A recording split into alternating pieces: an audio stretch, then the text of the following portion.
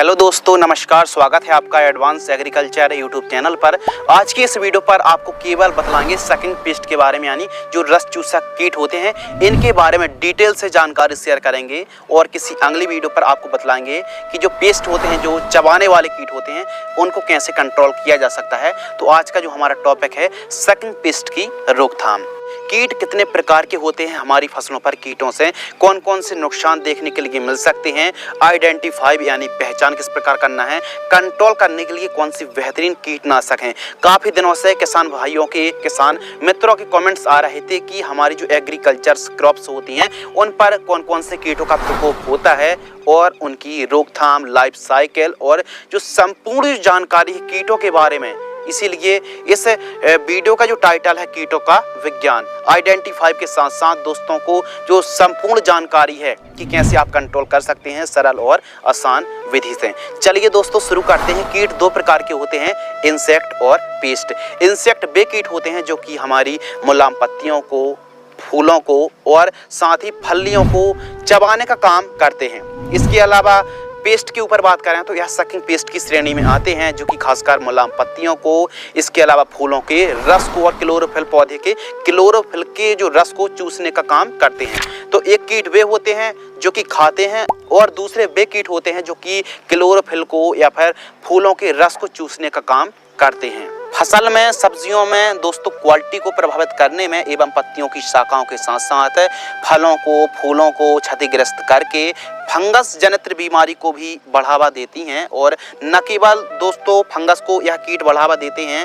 बल्कि हमारी फसलों को 90% तक उपज में गिरावट ला सकते हैं जो कीट होते हैं। तो इनकी रोकथाम करने के लिए, क्योंकि खासकर यदि जो सकिंग पेस्ट होते हैं दोस्तों, यह न केवल हमारी फसलों को मतलब नुकसान पहुंचाते हैं बल्कि वायरस को बढ़ावा देते हैं और पत्तियों को छुपकर यह मतलब नुकसान पहुंचाना काफ़ी ज़्यादा पसंद करते हैं। पत्तियों के निचले साइड पर जो सकिंग पेस्ट होते हैं काफ़ी ज़्यादा हमारी फसल को प्रभावित करते हैं, वायरस को फैलाते हैं, लीफ कर्ल को फैलाते हैं। तो कीट तो कई प्रकार के होते हैं, उनकी पहचान, रोकथाम और हमारे किसान मित्रों को सरल और आसान शब्दों में समझ में आ जाए। तो चलिए इस वीडियो को शुरू करते हैं। चैनल पर पहली बार विजिट कर रहे हैं तो इसी प्रकार कृषि कार्य जुड़ी जानकारी के लिए चैनल को सब्सक्राइब कर लीजिए। चलिए शुरू करते हैं। सबसे पहले दोस्तों बात करते हैं सफेद मक्खी यानी व्हाइट फ्लाई। हिंदी पर दोस्तों सफेद मक्खी कहते हैं और इंग्लिश पर कहते हैं व्हाइट फ्लाई। जो कि आप दोस्तों फोटो पर देख रहे हैं, ये है व्हाइट फ्लाई। तो आइए इसके बारे में डिटेल से दोस्तों समझते हैं। सफेद मक्खी दिखने में पीले रंग के जरूर होते हैं लेकिन इनके पंख जो होते हैं दोस्तों सफेद रंग के होते हैं। यह एक जगह से दूसरी जगह उड़ने में काफी ज्यादा सक्षम होते हैं। यह लीफ यानी पत्तियों के हमेशा नीचे छुपकर ही रहना पसंद करते हैं। जैसे जैसे टेम्परेचर में वृद्धि होती है उसी प्रकार सफेद मक्खी का प्रकोप बढ़ता जाता है। गर्मियों के दिनों पर काफी तीव्र गति से सफेद मक्खी का प्रकोप बढ़ता हुआ आप देख सकते हैं। लाइफ साइकिल के ऊपर बात करें तो सफेद मक्खी अपनी लाइफ साइकिल 33 दिन पर कंप्लीट कर लेती है। सफेद मक्खी अपने जीवन में लगभग दोस्तों 100 से लेकर 120 अंडे देती है और अंडे हमेशा नीचे साइड देती है। इस प्रकार इन अंडों से व्हाइट फ्लाई के बच्चे बाहर निकलते हैं जो कि क्लोरोफिल को खाते हैं और 33 दिन के आसपास का समय लगता है। यदि टेम्परेचर बढ़ता है जो लाइफ साइकिल है 25 दिन पर भी सफेद मक्खी अपनी एक लाइफ साइकिल कंप्लीट कर लेती है। लाइफ साइकिल का मतलब क्या होता है दोस्तों, यानी सफेद मक्खी से सफेद मक्खी तक बनने का जो समय है यानी 33 दिन में अपनी एक लाइफ साइकिल कंप्लीट कर लेती है। जैसे कि दोस्तों अंडे, प्यूपा और अडल्ट, और इनके बीच में जो एग्स होते हैं दोस्तों उनसे निम्फ्स निकलते हैं। तो जो निम्फ्स होते हैं वो काफी ज्यादा हमारी फसल को नुकसान पहुंचाते हैं। हल्के हल्के से चिपचिपे से दिखते हैं जो निम्फ्स होते हैं, उनसे फिर प्यूपा अडल्ट तैयार होते हैं। तो आपको लगता है दोस्तों कि सफेद मक्खी हमारी फसल को नुकसान पहुंचाती, देखिए नुकसान तो पहुंचाती है, इसमें कोई डाउट नहीं है, लेकिन उससे भी ज्यादा नुकसान जो पहुंचाती है सफेद मक्खी के जो निम्फ्स होते हैं वो काफी ज्यादा नुकसान पहुंचाते हैं। तो आपको सफेद मक्खी को भी कंट्रोल करना है, निम्फ्स को भी कंट्रोल करना है, अंडे को भी कंट्रोल करना है। तो जो सफेद मक्खी होती है दोस्तों बहुत ही छोटे छोटे से दिखते हैं। यदि आप अपनी आंखों से देखेंगे, एकदम बारीकी से देखेंगे, तब आपको सफेद मक्खी दिखने वाली बहुत ही ज्यादा छोटी होती है। और अगर बात करें नुकसान की तो जो अंडे में से जब बच्चे बाहर निकलते हैं तब एक चिपचिपा पदार्थ निकलता है जिससे क्लोरोफिल खत्म होने से पत्ते प्रकाश संश्लेषण ठीक तरीके से नहीं कर पाते हैं और पत्ते काले होकर मुड़ जाते हैं। यह वायरस को भी फैलाती है, इससे फंगस उत्पन्न हो जाता है जिससे उपज में काफ़ी ज़्यादा गिरावट देखी जाती है। और दोस्तों आपको बता दें कि कपास की फसल पर सफ़ेद मक्खी का इतना ज़्यादा प्रकोप बढ़ जाता है कि कपास की फसल पूरी की पूरी चौपट हो सकती है। काफ़ी ज़्यादा वायरस को लगभग जो सफ़ेद मक्खी है 110 प्रकार के वायरस को बढ़ावा देती है, जैसे खासकर लीफ कर्ल वायरस है, एलसीवी वायरस है। तो जो जितने प्रकार के वायरस होते हैं एक पौधे से दूसरे पौधे को ट्रांसमिशन तरीके से वायरस को फैलाने का काम भी दोस्तों सफ़ेद मक्खी करती है। तो काफ़ी ज़्यादा यदि फंगस के बारे में बात करें तो कई प्रकार के वायरस को सफ़ेद मक्खी तो बढ़ावा देती ही देती है, इसके साथ ही जो सूटी मोल्ड फंगस है उसको भी काफ़ी तीव्र गति से यह बढ़ावा देती है। तो कुल मिला के पत्तियों को क्लोरोफिल बनने से रोकती है, पैदावार घटाती है, तो नुकसान तो काफ़ी ज़्यादा है। नियंत्रण के ऊपर दोस्तों बात करते हैं कंट्रोल के बारे में कि सफ़ेद मक्खी व्हाइट फ्लाई को कैसे आप रोक सकते हैं। तो सबसे अच्छा जो तरीका होता है सफ़ेद मक्खी का प्रकोप जैसे जैसे बढ़ता जाएगा कंट्रोल करना उतना ही ज़्यादा मुश्किल वाला काम होता है। यह एक ऐसा इंसेक्ट है कि लगातार आप किसी भी कीटनाशक को यदि बार बार स्प्रे करेंगे तो यह कीट कंट्रोल नहीं हो पाएगा। तो कहने का मतलब यह है कि प्रति पत्ती पर जो पौधा होता है प्रति पत्ती पर यदि 2 से 3 सफ़ेद मक्खी दिख रही हो तो आप आसानी तरीके से कंट्रोल कर सकते हैं। प्रिवेंटिव रूप में जितने आप जल्दी सफ़ेद मक्खी को कंट्रोल करेंगे, प्रिवेंटिव रूप में जो इंसेक्टिसाइड का स्प्रे करेंगे उतनी शानदार तरीके से सफ़ेद मक्खी कंट्रोल होने वाली है। तो सबसे पहले ऑर्गेनिक तरीके के बारे में बात करते हैं, फिर रासायनिक तरीके के बारे में बात करेंगे। तो दोस्तों जो सफ़ेद मक्खी है इसकी रोकथाम और कंट्रोल की ऑर्गेनिक जो विधि है, सबसे पहले तो आप ट्रैप लगाइए, पीला ट्रैप लगाइए, येलो ट्रैप। 1 एकड़ में 20 फीस सफिशिएंट है, 20 फीस पर्याप्त होते हैं। फसल से 1.5 फीट 2 फीट ऊपर आप ट्रैप जरूर लगाइए। तो ट्रैप लगाने से भी काफ़ी अच्छा फ़ायदा होता है। इसके अलावा मल्चिंग पेपर लगाने से भी काफ़ी बढ़िया रिजल्ट देखने के लिए मिलता है। ऊपर सिल्वर और नीचे ब्लैक वाला जो यदि आप मल्चिंग पेपर लगाते हैं तो बेहतरीन रिजल्ट देखने के लिए मिलेंगे। इसके अलावा पत्तियों के नीचे जो टेम्परेचर बढ़ने से सफ़ेद मक्खी का प्रकोप कम होता है, ध्यान रखिए। यानी जो पत्तियों के नीचे यदि आप मल्चिंग पेपर लगाएंगे टेम्परेचर बढ़ेगा पत्तियों के नीचे साइड, सफ़ेद मक्खी का प्रकोप थोड़ा कम होगा। इसके अलावा जितनी ज़्यादा आप खरपतवार मुक्त फसल रखेंगे उतनी ही बेहतरीन तरीके से आप सफ़ेद मक्खी को कंट्रोल कर पाएंगे, सफ़ेद मक्खी का प्रकोप कम देखने के लिए मिलेगा। इसके अलावा 5 किलोग्राम नीमोली, जो नीम की फल होते हैं नीमोली, उनको पीस करके 200 लीटर पानी में भी घोल करके आप स्प्रे कर सकते हैं। नीम ऑयल या फिर फिश ऑयल का भी आप स्प्रे कर सकते हैं 2 ml प्रति लीटर की दर से। ये तो बात हो गई ऑर्गेनिक तरीके से। अब बात करते हैं रासायनिक तरीके से कि किस प्रकार आप रासायनिक मेथड से सफ़ेद मक्खी को कंट्रोल कर सकते हैं। तो प्रिवेंटिव रूप पर, क्योंकि 2 स्टेज होती हैं, एक तो प्रिवेंटिव रोग आने से पहले, रोग आने के बाद। यदि रासायनिक तरीके से कंट्रोल कर रहे हैं तो रोग आने के पहले सिजेंटा कंपनी की एकतार यानी थाइमोथोक्सोम 0.5 ग्राम प्रति लीटर की दर से स्प्रे कर सकते हैं, या फिर एसिटा भी 20% एसपी यानी कृषि रसायन की एक का 0.5 ग्राम से लेकर 0.7 ग्राम प्रति लीटर की दर से स्प्रे कर सकते हैं। इसके अलावा प्रोफेक्स सुपर 2 ml प्रति लीटर की दर से भी दोस्तों आप स्प्रे कर सकते हैं, या फिर कॉन्फिडोर सुपर 0.5 से लेकर 0.7 ml प्रति लीटर की दर से स्प्रे कर सकते हैं।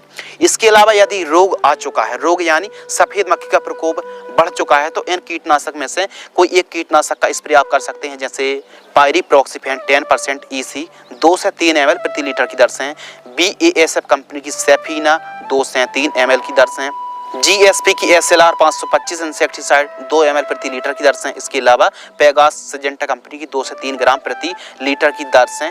इनमें से कोई एक कीटनाशक का स्प्रे करने से सफ़ेद मक्खी कंट्रोल हो जाएगी, लेकिन जो डोज है प्रति लीटर की दर से आपको बतलाया है। इसके अलावा दोस्तों सफ़ेद मक्खी से कौन कौन सी फसलें ग्रसित हो सकती हैं, आइए समझते हैं। तो प्रमुख रूप से कपास, पपीता, भिंडी, खीरा, सोयाबीन, मिर्च, कद्दू के साथ साथ दोस्तों मूंग, उड़द, वैगन, शिमला और आलू के साथ साथ सेम है, आलू है, तरबूज है, करेला है, गिलकी है, बरबटी, लौकी जैसी फसलों पर या फिर और भी अन्य हरी सब्जियों पर, बागबानी पर सफ़ेद मक्खी का प्रकोप देखा जा सकता है। तो फसलें तो अलग अलग प्रकार की हो सकती हैं, लेकिन कंट्रोल करने का जो तरीका है वो एक ही है। इसके अलावा दोस्तों फंगस के ऊपर बात कर रहे हैं कि कौन सा फंगस सफ़ेद मक्खी को कंट्रोल कर सकता है, तो बेवेरिया वेसियाना को भी आप 3 से 5 ग्राम प्रति लीटर की दर से स्प्रे कर सकते हैं। तो इस हिसाब से सफ़ेद मक्खी को हमारे किसान मित्र कंट्रोल कर सकते हैं। कोशिश करें कि सफ़ेद मक्खी चाहे खीरा हो या फिर अन्य फसलें हो, प्रिवेंटिव रूप में ही स्प्रे करें, बेहतरीन तरीके से सफ़ेद मक्खी कंट्रोल हो जाएगी।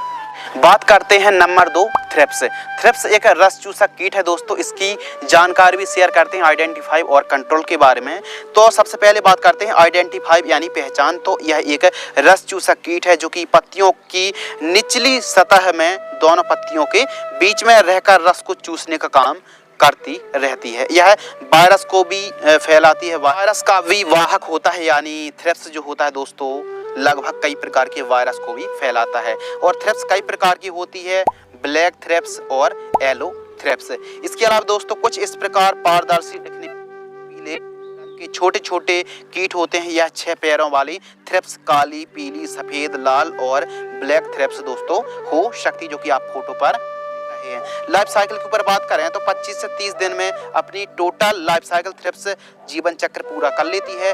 0 दिन से 10 दिन में अंडे, 7 दिन से 14 दिन में लार्वा और 2 दिन से 5 दिन में प्यूपा तैयार हो जाते हैं। और वहीं वयस्क की बात करें तो 2 से लेकर 30 दिन में अडल्ट जो होते हैं थ्रिप्स तैयार हो जाता है। यानी टोटल ये मान लीजिए लगभग 25 से 30 दिन में अपनी पूरी लाइफ साइकिल कंप्लीट कर लेती है। थ्रिप्स के दोस्तों वयस्क और निम्स सबसे ज़्यादा नुकसान पहुंचाते हैं और एक पत्ती पर 100 से लेकर 250 अंडे एक बार में मादा थ्रिप्स अंडे देती है। प्रकोप के ऊपर बात करें तो कोमल पत्तियों पर, फूलों पर, नई पत्तियों पर और पत्तियों के नीचे साइड प्रकोप कुछ ज़्यादा ही देखने के लिए मिलता है। साइड इफेक्ट के ऊपर बात करें कि कौन कौन सी फसलों पर, तो प्रमुख रूप से प्याज की फसल पर थ्रिप्स का प्रकोप देखा जाता है। मिर्च, टमाटर, शिमला, लहसुन, खीरा, कपास के साथ साथ और भी अन्य सब्जियों पर प्रकोप देखने के लिए मिलता है। छोटी मुलायम पत्तियों पर दोस्तों थ्रिप्स का प्रकोप कुछ ज़्यादा ही देखने के लिए मिलता है। कंट्रोल के ऊपर बात करते हैं थ्रिप्स की रोकथाम। तो जैविक नियंत्रण के लिए आप बेवेरिया वेसियाना 3 से 5 ग्राम प्रति लीटर की दर से स्प्रे कर सकते हैं। आप नीला ट्रैप लगा सकते हैं, 20 फीस 1 एकड़ में सफिशिएंट है। और जो कि आप फोटो पर देख रहे हैं इनका प्रयोग कर सकते हैं। बायो फंगस का भी प्रयोग दोस्तों आप कर सकते हैं 3 से 5 ग्राम। इसके अलावा रासायनिक के लिए प्रिवेंटिव में ड्रिंचिंग कर सकते हैं। मीडिया क्लोरपेड 17.8% SL 300 ml प्रति एकड़ की दर से आप ड्रिंचिंग कर सकते हैं। इसके अलावा स्प्रे पर आप फिप्रोनिल का स्प्रे कर सकते हैं 18.87% SC 1 ml प्रति लीटर की दर से। नीम ऑयल 2 ml प्रति लीटर की दर से। गोल्ड 3 ग्राम प्रति लीटर 2 ml प्रति लीटर की दर से यदि प्रिवेंटिव रूप में कीटों का प्रकोप होता है तो। लेकिन दोस्तों रोग आने के बाद कौन सा स्प्रे अच्छा काम करेगा आइए समझते हैं। तो यह जो 5-6 स्प्रे दोस्तों देखने के लिए मिल रहे हैं प्रति लीटर की दर से किसी एक कीटनाशक स्प्रे करेंगे तो कंट्रोल हो जाएगा, जो कि आप वीडियो पर देख रहे हैं। डाउ की पुलिस हो, बार की मोमेंटो एनर्जी हो, इसके अलावा डाइफेंथ्यूरॉन है या फिर फ्लॉक्सामेथोमाइड का भी आप स्प्रे कर सकते हैं, जो कि आप फोटो पर देख रहे हैं। कोई एक कीटनाशक का स्प्रे करने से कंट्रोल हो जाएगा। तो इस हिसाब से दोस्तों चाहे पीला थ्रिप्स हो या फिर ब्लैक थ्रिप्स हो या फिर कोई भी प्रकार का थ्रिप्स हो कंट्रोल हो जाएगा। यही सबसे सही और आसान मेथड है थ्रिप्स को कंट्रोल करने के लिए। थ्रिप्स का प्रकोप यदि दोस्तों प्रिवेंटिव रूप में आप स्प्रे करते हैं तो आसानी से थ्रिप्स कंट्रोल हो जाएगा। रोग आने के बाद यदि रोग कुछ ज़्यादा ही बढ़ता है या थ्रिप्स का प्रकोप कंटिन्यू बढ़ता है तो फिर ऐसी सिचुएशन पर थ्रिप्स को कंट्रोल कर पाना मुश्किल वाला काम होता है। नंबर 3 फल मक्खी यानी फ्रूट फ्लाई। इसको दोस्तों हिंदी पर फल मक्खी कहा जाता है और इंग्लिश पर फ्रूट फ्लाई। तो फ्रूट फ्लाई को कैसे कंट्रोल कर सकते हैं, पहचान के ऊपर दोस्तों बात करते हैं। तो जो फल मक्खी है गोल्डन चमकदार भूरे रंग के पारदर्शी पंख होते हैं जो कि लाल भूरे रंग के भी दिखते हैं। तो जो कि आप फोटो पर देख रहे हैं यह है फल मक्खी। फल मक्खी फलों को रस को चूसकर उसको कमजोर कर देती है, जिसमें फल में सड़न पैदा हो जाती है। फलों की क्वालिटी 90% तक दोस्तों फल मक्खी प्रभावित करती है। फलों में दाग धब्बे आ जाते हैं। इसकी लाइफ साइकिल अंडे, लार्वा, प्यूपा और वयस्क, यह 4 अवस्थाएं होती हैं। फल मक्खी की लाइफ साइकिल 15 से 30 दिन में अपनी लाइफ साइकिल कंप्लीट कर लेती है। कौन सी फसलों पर हैवी अटैक देखने के लिए मिलता है? तो फल मक्खी खासकर तोरई, लौकी, कद्दू, खीरा, ककड़ी, इसके अलावा तरबूज, खरबूज, अमरूद, गिलकी, करेला, टिंडा और बेल वर्गीय फसलों पर फल मक्खी का प्रकोप कुछ ज्यादा ही देखने के लिए मिलता है। फल मक्खी एक बार में जो मादा मक्खी होती है दोस्तों 300 से 500 अंडे देती है। ध्यान रखिए, एक बार में मादा मक्खी 300 से 500 अंडे देती है, जो कि काफी ज्यादा तेजी से अपनी जनरेशन फैलाती है, प्रकोप फैलाती है। फल में डंक मारकर अंडे देती है और काफी ज्यादा फसल को नुकसान करती है, फलों में सड़न पैदा कर देती है। उपाय के ऊपर बात करते हैं तो ऑर्गेनिक के लिए फ्रूट फ्लाई ट्रैप आपको लगाना है। 1 एकड़ में 15 से 20 फीस फसल से 2 फीट ऊपर। अब जो कि आप यह ट्रैप देख रहे हैं यह है फ्रूट फ्लाई ट्रैप, इनको आपको जरूर लगाना चाहिए। इसके अलावा रासायनिक के लिए इन कीटनाशक में से कोई एक कीटनाशक बायर की सोलेमन, यूपीएल की लांसर गोल्ड, प्रोफेक्स सुपर या फिर वायर की डेसेस 100, इनमें से कोई भी जो डोज आप देख रहे हैं प्रति लीटर की दर से किसी भी एक कीटनाशक का स्प्रे करने में आसानी से कंट्रोल हो जाएगी। फल मक्खी जो होती है दोस्तों काफी ज्यादा बेल वर्गीय फसलों पर नुकसान पहुंचाती है और काफी ज्यादा हमारी फसल को प्रभावित करती है। तो इसको कंट्रोल करने की आसान सरल मेथड आपको बतला दी। अगले कीट के ऊपर बात करते हैं नंबर 4 माइट्स, जिसे हम हिंदी पर मकड़ी और इंग्लिश पर माइट्स कहते हैं। हमारी एग्रीकल्चर क्रॉप्स पर फसलों पर माइट्स 2 ही प्रकार की कुछ ज़्यादा नुकसान पहुंचाती हैं, एक तो येलो माइट्स और दूसरा रेड माइट्स। सबसे पहले आइडेंटिफाई करते हैं कि इनकी पहचान कैसी है। तो यह छोटे छोटे जीव होते हैं, इनके 8 पैर होते हैं और इनका रंग अलग अलग हो सकता है, लाल, नारंगी, भूरा, पीला। आपको जानकारी के लिए दोस्तों बता दें कि माइट्स एक सूक्ष्म जीव मकड़ी है जो कि सेब फल की फसल पर सबसे ज़्यादा अधिक प्रकोप देखा गया है। फसलों पर यूरोपियन रेड माइट्स का प्रकोप कुछ ज़्यादा ही देखने के लिए मिलता है। माइट्स पत्तियों के निचले साइड क्लोरोफिल को खाकर पत्तियों को बेजान कर देती हैं एवं फलों की क्वालिटी भी काफ़ी ज़्यादा प्रभावित करती हैं, जिससे प्रकाश संश्लेषण की क्रिया तीव्र गति से नहीं हो पाती है और माइट्स अधिक नमी और 28 डिग्री सेल्सियस टेम्परेचर में अधिक तीव्र गति से वृद्धि करती है। माइट्स की लाइफ साइकिल के ऊपर बात करें तो इसके जो अंडे होते हैं दोस्तों, अंडे गोल और चमकीले होते हैं और 30 डिग्री सेल्सियस टेम्परेचर में 8 से 10 दिन और 20 डिग्री सेल्सियस में 20 दिन में अपनी लाइफ साइकिल कंप्लीट कर लेते हैं। इनका जो पूरा लाइफ साइकिल होता है 3 से 6 दिन में अंडे, 4 से 9 दिन में लार्वा और जो वयस्क होते हैं, जो अडल्ट होते हैं 1 से 2 दिन में ही तैयार हो जाते हैं। तो ये मान लीजिए 15 से 20 दिन में मोटा मोटी अपनी लाइफ साइकिल मकड़ी कंप्लीट कर देती है। मादा मकड़ी नर मकड़ी की तुलना पर थोड़ी बड़ी होती है। मादा मकड़ी अपने जीवन चक्र में दोस्तों पूरे जीवन काल में 50 से 100 अंडे देती है और अधिक टेम्परेचर की दशा पर मकड़ी बहुत ही तीव्र गति से फैलाव होता है। तो इसके रोकथाम के ऊपर बात करते हैं, कंट्रोल के बारे में। तो इनमें से कोई एक कीटनाशक स्प्रे कर सकते हैं, ओबेरॉन 1 ml प्रति लीटर। इसके अलावा आप धानुका की ओमाइट 1 ml प्रति लीटर। इसके अलावा HMO यानी हॉर्टिकल्चर मिनरल्स ऑयल 2 ml प्रति लीटर की दर से स्प्रे कर सकते हैं, या फिर जो भी मकड़ी नाशक चाहो ओबेरॉन हो, धानुका की ओमाइट्स हो, इनको भी आप 1 से 1.5 ml प्रति लीटर की दर से स्प्रे कर सकते हैं। तो दोस्तों इस प्रकार आपको माइट्स का कंट्रोल करना चाहिए। जो हमने 2-3 कीटनाशक के नाम बतलाए, कोई एक कीटनाशक भी आप स्प्रे करते हैं तो आसानी से कंट्रोल आप कर सकते हैं माइट्स को। हैवी अटैक के ऊपर दोस्तों बात करते हैं तो माइट्स का प्रकोप हैवी अटैक प्रमुख रूप से टमाटर की फसल पर हो सकता है, इसके अलावा एप्पल क्रॉप पर हो सकता है और जो आप फोटो पर देख रहे हैं इन फसलों पर कुछ ज़्यादा ही माइट्स का प्रकोप देखने के लिए मिलता है। खासकर अब तो मिर्ची है, शिमला है, टमाटर है, इन फसलों पर कुछ ज़्यादा ही प्रकोप देखने के लिए मिलता है। तो सब्जियों पर, बागवानी पर, सभी प्रकार की जो क्रॉप्स होती हैं उन पर यदि अटैक है तो इस विधि से आप कंट्रोल कर सकते हैं। दोस्तों बात करते हैं नंबर 5 एफिड्स। कुछ इस प्रकार का दिखता है एफिड, जो कि आप फुल स्क्रीन पर वीडियो पर देख रहे हैं ये है एफिड। तो एफिड एक सकिंग पेस्ट है जो कि फसलों को, क्लोरोफिल को खासकर खाकर उपज को प्रभावित करता है। एफिड को मोइला माहू के नाम से भी जाना जाता है। एफिड का प्रकोप दोस्तों आपको बतला दें कि पत्तियों के निचले साइड देखा जाता है। एफिड के प्रकोप के कारण पौधे में जो फल हैं, फूल हैं, बहुत ही कम लगते हैं, पैदावार काफ़ी ज़्यादा गिरावट ला देता है। आइडेंटिफाई के ऊपर बात करें तो एफिड कुछ इस प्रकार के दिखते हैं। एफिड झुंड में रहकर ही, साथ में रहकर ही पौधे में अटैक करते हैं। इसके 6 पैर होते हैं। और क्या आपको पता है दोस्तों, लेडी बग जो होता है मित्र कीट होता है जो कि एफिड को खाता है। और आपको बतला दें कि जो एफिड होता है यह पंखहीन होते हैं, उड़ नहीं सकते और यह ब्लैक और ग्रीन, पीले भूरे रंग के होते हैं और इनकी लंबाई 3 mm लंबाई तक इनकी हो सकती, साइज हो सकता है। लाइफ साइकिल 32 दिन में अपनी एक लाइफ साइकिल कंप्लीट कर लेते हैं।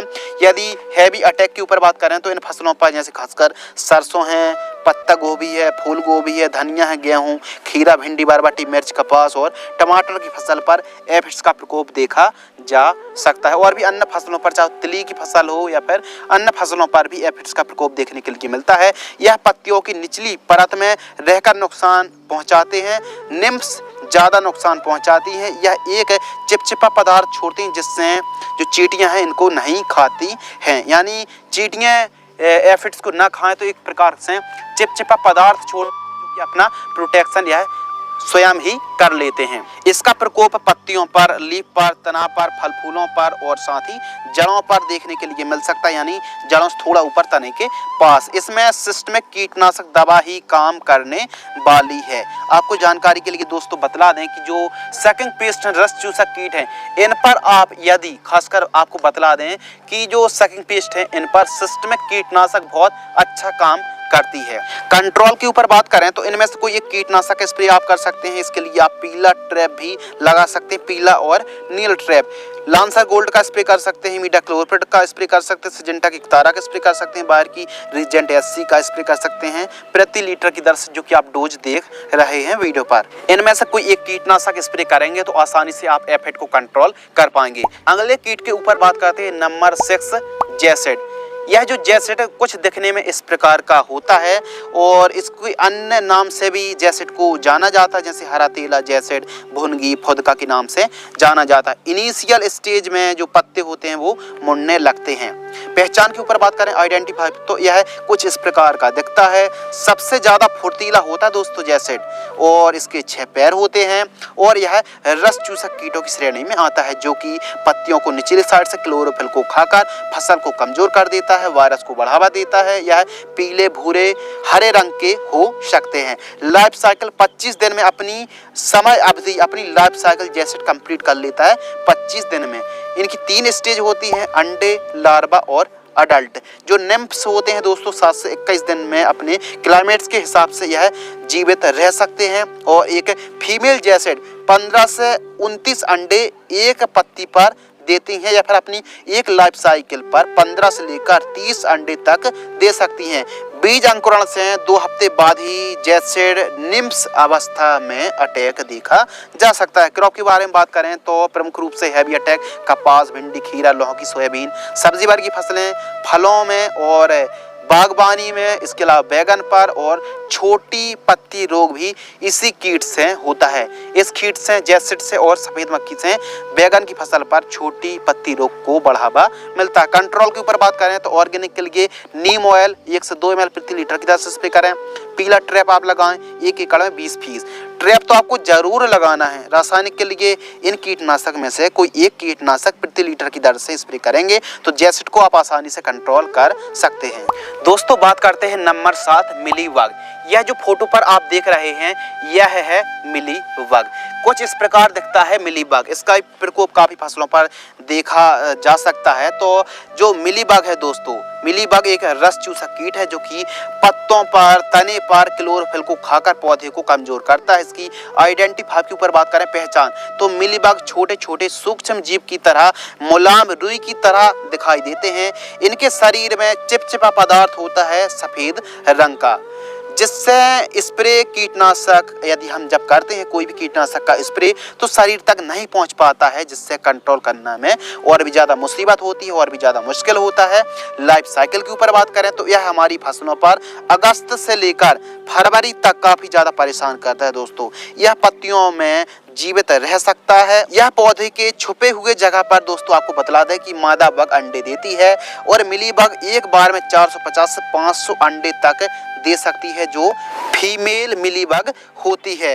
अंडे, लार्वा और वयस्क यह 3 स्टेज होती हैं। 28 से 32 दिनों में अपनी एक लाइफ साइकिल कंप्लीट कवर कर लेती हैं। ठंडे मौसम में यह और भी ज़्यादा ग्रोथ करती हैं। फसलों के ऊपर बात करें तो अंगूर, अनार, संतरा, सीताफल, भिंडी, बरबटी, कपास, टमाटर, शिमला, नींबू, आम, केला, करेला, तरबूज, खरबूज, पपीता, आलू जैसी फसलों पर मिली बग का प्रकोप देखा जा सकता है और भी बागबानी में प्रकोप कुछ ज़्यादा ही देखने के लिए मिलता है। मिली बग का प्रकोप सब्जियों के साथ साथ हरी सब्जियों पर कुछ ज़्यादा ही देखने के लिए। नुकसान के ऊपर बात करें तो क्लोरोफिल को खाकर इसमें फंगस को बढ़ावा देता है मिली बग। यदि बात करें कंट्रोल के बारे में दोस्तों तो आप क्रॉप को वॉश कर सकते हैं, क्रॉप को धुल सकते हैं प्रोफेनोफॉस से। तो प्रोफेनोफॉस आपको 500 ml लेना है, 400 लीटर पानी में लेकर के स्प्रे कर देना है। इससे क्रॉप वॉशिंग करने में भी मिलीबग कंट्रोल हो जाती है। इसके अलावा कार्टॉप हाइड्रोक्लोराइड, टाटा की एप्लॉयड इंसेक्टिसाइड, इन जो आप वीडियो पर देख रहे हैं या फिर ड्रिंचिंग कर सकते हैं कॉन्फिडोर की 800 ml प्रति एकड़ की दर से हैं। तो जो आप कीटनाशक आप देख रहे हैं इनका स्प्रे कर सकते हैं प्रति लीटर की दर से डोज बतला रहे हैं। अधिक नाइट्रोजन और अधिक पानी देने से जो मिलीबग है और भी ज़्यादा बढ़ावा देखने के लिए मिलता है और भी ज़्यादा नाइट्रोजन से अधिक सिंचाई करने से और भी ज़्यादा मिलीबग को बढ़ावा मिलता है। तो इन कीटनाशक का स्प्रे करके आप मिलीबग को कंट्रोल कर सकते हैं। जब भी आप स्प्रे कर रहे हो सिलिकॉन चिप को मिलाकर स्प्रे करेंगे तो बेहतरीन तरीके से आप जो हमने कीटनाशक के नाम बतलाए हैं, मिलीबग की पहचान बताई है, कंट्रोल आसानी से हो जाएगी। समस्या वाली बात नहीं है। कोई फसलों पर कीटों का प्रकोप है, रोकथाम करने के लिए आसान विधि आपको बतलाते जा रहे हैं, तो वीडियो को लाइक कर दीजिए। चलिए वीडियो पर आगे बढ़ते हैं। बात कर लेते हैं नंबर 8 लीफ माइनर। तो यह जो फोटो पर दोस्तों आप देख रहे हैं यह है लीफ माइनर, जिसे अलग अलग नामों से भी जाना जाता है लेकिन इंग्लिश पर लीफ माइनर कहा जाता है। तो लीफ माइनर एक रस चूसा कीट है जो कि पत्तियों के अंदर जाकर क्लोरोफिल को खाकर, जिसमें जो सेल डिवीजन पत्तियां नहीं कर पाती हैं और पौधा प्रकाश संश्लेषण क्रिया तीव्र गति से नहीं कर पाता है, जिससे पैदावार लगभग 70% तक उपज में गिरावट देखने के लिए मिलती है। और टमाटर की फसल को तो पूरी की पूरी चौपट करने की ताकत रखता है लीफ माइनर। देखने में सूक्ष्म से पत्तियों के अंदर चलकर क्लोरोफिल को खाकर पत्तियों को कुछ इस प्रकार टेढ़ी मेढ़ी लाइनें बना देती हैं, जो कि आप फोटो पर देख रहे हैं यह अटैक है। लाइफ साइकिल के ऊपर बात करें तो लीफ माइनर की मादा मक्खी घरों में दिखने वाली मक्खी की तरह ही होती है। कुछ इस प्रकार मादा मक्खी अपनी लाइफ साइकिल में 250 अंडे देती है पत्तियों के अंदर, या फिर दोस्तों आपको बतला दें कि मुलायम पत्तियों पर ही लीफ माइनर का प्रकोप देखने के लिए मिलता है। और टमाटर की जैसे फसल है इसमें जो हमारे पौधे होते हैं छोटे छोटे पौधे पर भी प्रकोप देखने के लिए मिलता है। मादा मक्खी अपनी लाइफ साइकिल में 250 अंडे देती है और मुलायम पत्तियों पर या फिर पत्तियों के अंदर इसका प्रकोप देखने के लिए मिलता है। इनकी 4 अवस्थाएं होती हैं: अंडे, लार्वा, निम्स, अडल्ट और वयस्क। तो आपको बतला दें कि जो लार्वा होते हैं, निम्स होते हैं, काफ़ी ज़्यादा नुकसान पहुंचाते हैं और वयस्क भी काफ़ी ज़्यादा नुकसान देखने के लिए मिलता है। लेकिन लार्वा जो होता है निम्स से पत्तियों की क्लोरोफिल को खाती है, लार्वा से प्यूपा और प्यूपा से मक्खी। कुछ इस प्रकार इनकी लाइफ साइकिल चलती रहती है और 25 से 28 दिन में अपनी एक लाइफ साइकिल कंप्लीट कर लेती हैं। हैवी अटैक के ऊपर बात करें तो टमाटर, खीरा, सोयाबीन, शिमला, भिंडी, गुलाब, करेला, बीन्स, लौकी, शिमला और साथ ही दोस्तों तरबूज, खरबूज, बरबटी, सेम, गिल की पत्ता गोभी, मूली, पालक, मूंगफली, स्ट्रॉबेरी पर अटैक देखने के लिए मिलता है। कंट्रोल के ऊपर बात करते हैं कि लीफ कैसे कंट्रोल कर सकते हैं, तो इसके लिए आप स्टार्टिंग के दिनों पर एमामेक्टिन वेंजॉइट का स्प्रे कर सकते हैं। इसके अलावा दोस्तों जो सिजेंटा कंपनी की बोलियम फ्लेक्सी आती है इसकी आप ड्रिंचिंग कर सकते हैं, पीला ट्रैप लगा सकते हैं। और जो कीटनाशक आप देख रहे हैं चाहे एबिसेंट हो, प्रोक्लेम हो, प्रोफेक्स सुपर हो, सिजेंटा की एम्प्लीगो हो, इन कीटनाशक का स्प्रे करके आप प्रति लीटर की दर से जो की डोज देख रहे हैं लीफ माइनर आसानी से कंट्रोल हो जाएगा। तो याद रखिए यदि स्टार्टिंग के दिन है तो इमीडाक्लोरपिड या फिर एमामेक्टिन एक्टिन बेंजोएट स्प्रे करें। यदि प्रकोप बढ़ता है तो सिजेंटा कंपनी की दोस्तों जो वोलियम फ्लेक्सी आती है इसकी ड्रेंचिंग करने में लीफ माइनर 100% कंट्रोल हो जाता है। दोस्तों बात कर लेते हैं लाल कद्दू बीटल। यह जो आप देख रहे हैं फोटो पर, इससे हम हिंदी पर लाल कद्दू बीटल यानी रेड बीटल और इंग्लिश पर रेड पंपकिन बीटल भी कहते हैं। आइडेंटिटी 5 के ऊपर बात करें तो यह बीटल व्हील वर्गीय फसलों पर काफ़ी ज़्यादा नुकसान देखने के लिए मिलता है, जैसे कि कद्दू, लौकी, खीरा, ककड़ी, भिंडी, बरबटी, बीन्स, गिलकी, तुरई, सेम, तरबूज, खरबूज, टिंडा और तुरई जैसी फसलों पर कुछ ज़्यादा ही प्रकोप देखने के लिए मिलता है लाल कद्दू बीटल का।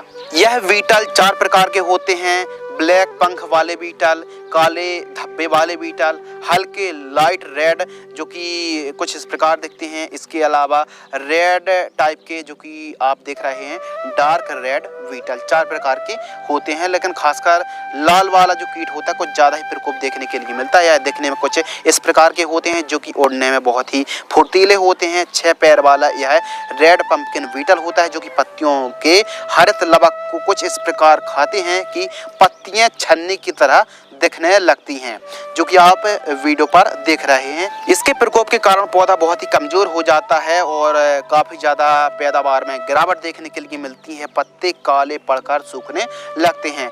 यह कीट इतना खतरनाक होता है कि अंकुरण के समय से ही पत्तियों को खाने का काम करना शुरू कर देता है। पत्तियों को भी खाता है, तने को भी खाता है। आपको बतला दें कि आप गिलकी, लौकी या फिर खीरा की खेती करते हैं तो पौधा छोटा छोटा होता है। जो कीट का प्रकोप होता है लाल कद्दू बीटल ही है। छोटी स्टेज से ही प्रकोप देखने के लिए मिलता है। लाल कद्दू बीटल के प्रकोप के कारण दोस्तों हमारी फसल 65 से लेकर 95% तक खत्म कर सकता है। तो इस कीट से सतर्क रहें, सावधान रहें और स्टार्टिंग पर प्रिवेंटिव रूप में कीटनाशक का स्प्रे करते रहें। लाइफ साइकिल के ऊपर बात करें तो इस बीटल की 4 अवस्थाएं होती हैं: अंडे, लार्वा, निम्स और वयस्क। 150 से 300 अंडे एक बार में मादा बीटल देती है। अंडे से ग्रब, ग्रब से प्यूपा और प्यूपा से अडल्ट बनता है। लाइफ साइकिल के ऊपर बात करें तो 20 से 25 दिन पर लाल कद्दू बीटल अपनी पूरी लाइफ साइकिल कंप्लीट कर लेता है। कंट्रोल के ऊपर बात करते हैं तो ऑर्गेनिक के लिए नीम ऑयल 3000 ppm 3 ml प्रति लीटर की दर से स्प्रे कर सकते हैं। इसके अलावा करंज ऑयल और फिश ऑयल 2-2 ml प्रति लीटर की दर से स्प्रे कर सकते हैं ऑर्गेनिक के लिए। रासायनिक के लिए किसी भी एक कीटनाशक का स्प्रे कर सकते हैं, जो कि आप फोटो पर देख रहे हैं प्रति लीटर की दर से। बात करते हैं नंबर 10 हॉपर्स, जिसे हम फुदका के नाम से भी जानते हैं, BPH। इसकी भी आइडेंटिटी 5 के ऊपर दोस्तों बात करते हैं, कंट्रोल के ऊपर बात करते हैं, प्लस बात करते हैं कैसे टेम्परेचर पर इसकी जो लाइफ साइकिल है बहुत जल्द यह कंप्लीट कर लेता है। तो वीडियो पर बने रहिए। BPH यानी ब्राउन प्लांट हॉपर। आइडेंटिटी 5 के ऊपर दोस्तों बात करते हैं तो इनके पंख होते हैं और यह दिखने में कुछ इस प्रकार के होते हैं।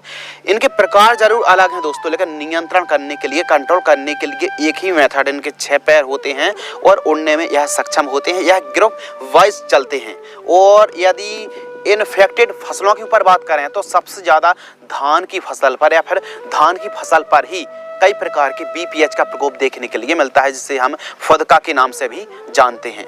तो धान की फसल पर BPH को कैसे कंट्रोल किया जा सकता है, आइए दोस्तों समझते हैं। लेकिन थोड़ी सी जानकारी आपके साथ शेयर करते हैं कि धान की फसल पर बिल्कुल यह जो हॉपर्स होता है यह एक रस चूसक कीट है और नीचे की क्लोरोफिल को खाकर फसल को काफ़ी ज़्यादा कमज़ोर कर देता है और कमज़ोर ही नहीं बल्कि एकदम ख़त्म भी कर सकता है। यह सबसे ज़्यादा नुकसान पहुंचाने वाली श्रेणी में यदि बात करें तो 3 प्रकार के होते हैं, जो कि BPH होता है और धान की फसल को बिल्कुल 100% चौपट कर सकते हैं। धान की फसल पर इसके अलग अलग नाम हैं, जैसे हॉपर्स, फुदका, माहू के नाम से भी जाना जाता है। लेकिन यदि हम बात करें तो धान की फसल पर 3 ही BPH काफ़ी ज़्यादा नुकसान पहुंचाते हैं। BPH यानी ब्राउन प्लांट हॉपर, भूरा माहू जिसे कहते हैं। GLH यानी ग्रीन लीफ हॉपर, जिसे हरा माहू कहते हैं। इसके अलावा WVPH यानी व्हाइट बैक प्लांट हॉपर, जिसे सफ़ेद माहू के नाम से भी जानते हैं। खासकर BPH है और ग्रीन लीफ हॉपर्स यह काफ़ी ज़्यादा नुकसान पहुंचाता है। तो यह जो फुदका है दोस्तों वीडियो पर आप देख रहे हैं, इसकी डिजाइन, इसकी बनावट देख रहे हैं, यह हमारी फसल को यदि हल्का प्रकोप है तो 10% नुकसान और यदि हैवी प्रकोप है तो 100% तक फसल को यह चौपट कर सकता है। बार बार हम चौपट के बारे में बात क्यों कर रहे हैं दोस्तों, क्योंकि धान की फसल पर जो इनिशियल स्टेज होती है यदि हम समय रहते, क्योंकि खासकर बासमती धानों पर इसका प्रकोप कुछ ज़्यादा ही देखने के लिए मिलता है। यदि हम अधिक नाइट्रोजन का प्रयोग करते हैं, अधिक देर तक पानी खेत में भरा हुआ रहता है, तो जड़ों से थोड़ा ऊपर यानी जो पानी भरा है उससे लगभग 2 इंच ऊपर इसका प्रकोप इतना ज़्यादा ग्रोथ वाइज होता है कि यह जो BPH है फसल को नीचे साइड से ऊपर साइड सुखाने का काम करता है और एकदम पूरा का पूरा जो खेत है एकदम चौपट कर सकता है। लाइफ साइकिल के ऊपर दोस्तों बात करते हैं तो टेम्परेचर के हिसाब से, मौसम के हिसाब से इसकी जो लाइफ साइकिल कुछ इस प्रकार है कि जून से अक्टूबर में 18 से 24 दिन में अपनी लाइफ साइकिल पूरी कर लेती है। नवंबर से जनवरी में 38 से 44 दिन और फरवरी से अप्रैल 18 से 35 दिन में अपनी लाइफ साइकिल कंप्लीट कर लेती है। सितंबर माह के स्टार्टिंग में BPH का प्रकोप शुरू हो जाता है और धान की फसल 60 से 65 दिन के आसपास की होती है, तो इसकी चरम स्टेज पर होता है यानी क्षतिग्रस्त काफ़ी ज़्यादा करते हैं। छोटे छोटे पंखों वाला यह तनों को काफ़ी ज़्यादा क्षतिग्रस्त करता है और इसमें जो स्टेज हैं अंडे, निम्फ और वयस्क काफ़ी ज़्यादा नुकसान पहुंचाते हैं। 8 से 10 दिन में अंडे, 15 से 20 दिन में निम्फ्स और 4 से 5 mm लंबे हो सकते हैं। तो इन बातों को आपको ध्यान में रख के कंट्रोल कैसा करना है आइए दोस्तों समझते हैं। रोग बीमारी आने के यदि हम रीजन्स कारण के ऊपर बात करें तो लगातार खेतों में यदि पानी का भराव होता है या फिर अधिक ह्यूमस, अधिक टेम्परेचर की दशा पर, अधिक नाइट्रोजन की दशा पर बासमती किस्मों में यह जो कीट है, यह जो BPH इसके आने की संभावना कुछ ज़्यादा ही लगती है। कीट लगने के कारण पत्तियां कुछ इस प्रकार की सूखने लगती हैं जो कि आप वीडियो पर देख रहे हैं। रोकथाम के ऊपर दोस्तों बात करते हैं।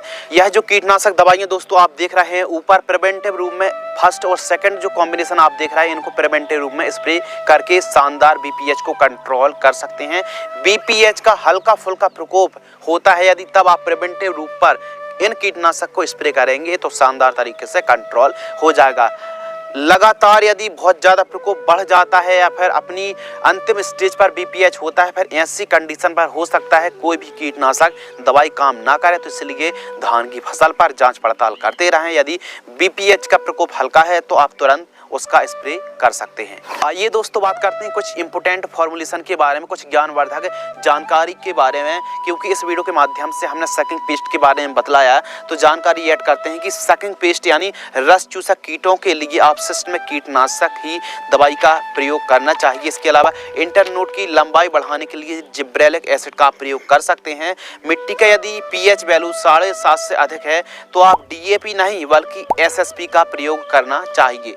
इसके अलावा चिकनी सरफेस पत्ती वाली फसल जैसे प्याज, लहसुन, केला, पत्ता गोभी, फूल गोभी, पालक, गुलाब, सीताफल, मक्का, मटर, धान, गेहूं, अफीम, कटहल, ड्रैगन फ्रूट, एलोवेरा, अनानास जो फसलें हैं जिनके पत्ते चिकने होते हैं इन पर सिलिकॉन चिप को मिलाकर स्प्रे करें। इसके अलावा एक्सपायरी डेट वाली जो दवाइयाँ होती हैं उनका स्प्रे करने से परहेज करें। इसके अलावा थ्रिप्स के जो प्रिवेंटिव स्प्रे लेने से ही थ्रिप्स में काफ़ी अच्छा आपको कंट्रोल मिलने वाला है। इसका मतलब ये नहीं कि थ्रिप्स का प्रकोप काफ़ी ज़्यादा बढ़ गया है, ऐसी कंडीशन पर कोई भी कीटनाशक उतना अच्छा रिजल्ट नहीं दे पाएगी जो कि प्रिवेंटिव में देती है। इसके अलावा रस चूसक कीटों के लिए स्टार्टिंग पर नीम ऑयल का भी स्प्रे किया जा सकता है। महंगी फंगीसाइड के साथ NPK घुलनशील खाद का स्प्रे ना करें। किसी भी कीटनाशक को क्रॉप में लगातार या फिर बार बार स्प्रे करने से कीटों पर रेजिस्टेंस पावर आ जाती है, कीट कंट्रोल नहीं होते हैं, तो किसी भी कीटनाशक को 2 बार से अधिक आपको स्प्रे नहीं करनी चाहिए। जो ब्रांडेड कंपनी या फिर कोई नई कंपनी नया टेक्निकल्स मार्केट में लॉन्च करती हैं तो इससे कंपनियों का ही नहीं बल्कि किसानों का भी फायदा होता है। क्योंकि जो नया फॉर्मुलेशन वाला इंसेक्टिसाइड कीटनाशक होता है कीटों पर रेजिस्टेंस पावर नहीं होती है, तो इसीलिए यदि कोई मार्केट पर नया कीटनाशक आता है, नया फॉर्मुलेशन आता है तो उसको भी आपको ट्राई करके देखना चाहिए। सो फ्रेंड्स, आज की इस वीडियो के माध्यम से आपको बतलाया कीटों का विज्ञान। यह वे कीट थे जिन्हें कहते हैं सकिंग पेस्ट। सकिंग पेस्ट के बारे में आइडेंटिफाई कैसे पहचान करना है, लाइफ साइकिल के बारे में बात करी, कैसे कंट्रोल आप कर सकते हैं, कौन सी फसलों पर हैवी अटैक देखा गया है। वीडियो लंबी जरूर हो गई दोस्तों, लेकिन इस वीडियो से आपको काफ़ी कुछ नया और जो बिगिनर जो फार्मर्स हैं, जो नए खेती में आना चाहते हैं या फिर जिनको नॉलेज का अभाव है, तो उनके लिए काफ़ी ज्ञानवर्धक यह वीडियो रहने वाली है। यदि आपको यह वीडियो पसंद आती है तो वीडियो ज़्यादा से ज़्यादा किसान मित्रों तक इस वीडियो को शेयर करें। मिलती इसी प्रकार के कृषि कार्य से जुड़ी नई नॉलेजेबल ज्ञानवर्धक जानकारी के साथ। तब तक के लिए धन्यवाद। नमस्कार, जय हिंद, वंदे मातरम।